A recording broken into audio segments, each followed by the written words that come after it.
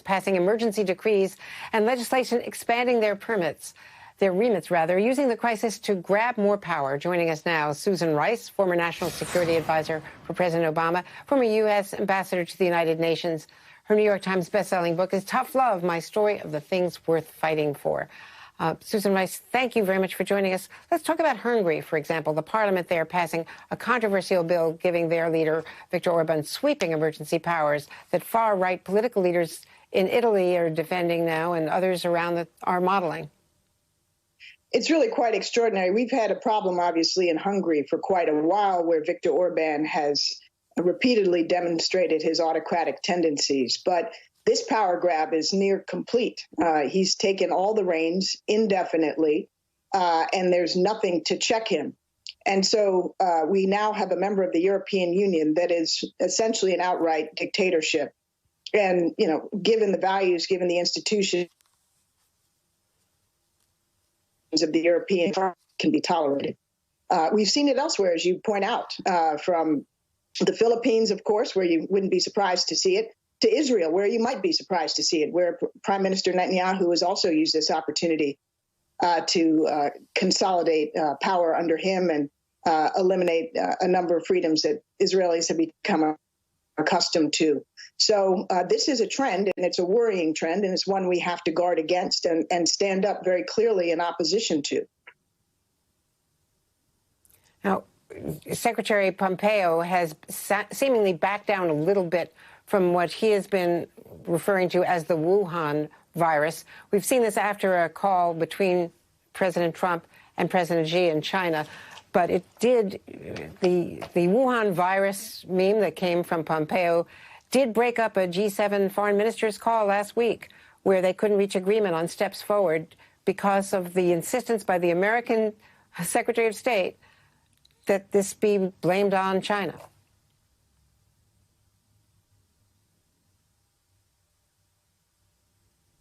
Andrea, it's shameful. I mean, for the United States to be race baiting and to be a virus which never has a flag, can't have a flag, as being the provenance of one country, is designed to be divisive. It's designed to stigmatize people of Asian descent. And it's certainly not the way the leadership of the United States, the Secretary of State, the President of the United States ought to be behaving in the best of times, but certainly not in a crisis. The reality is that viruses can arise in any corner of the globe and spread to any corner of the globe.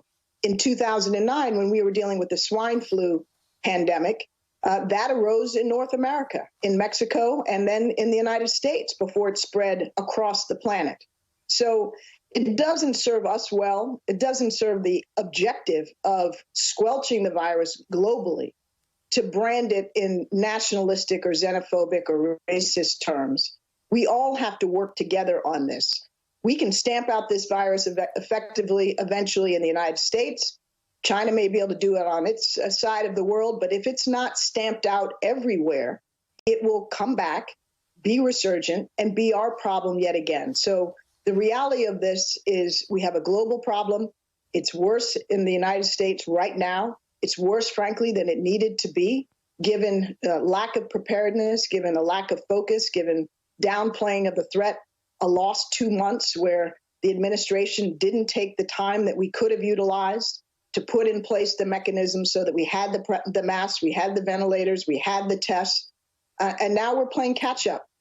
But it didn't need to be this bad. When the President of the United States gleefully says on Sunday that we will have done a very good job if we can limit the deaths in the United States to 100 to 200,000 people, I'm not sure what circle of hell one has to be in for that to be a very good outcome.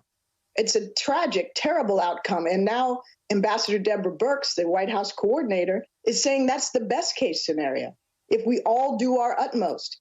So this is a challenge that we have first and foremost here in the United States, but it's also a global challenge. It's going to require all of us to do our parts, from social distancing to supporting our healthcare workers and our first responders.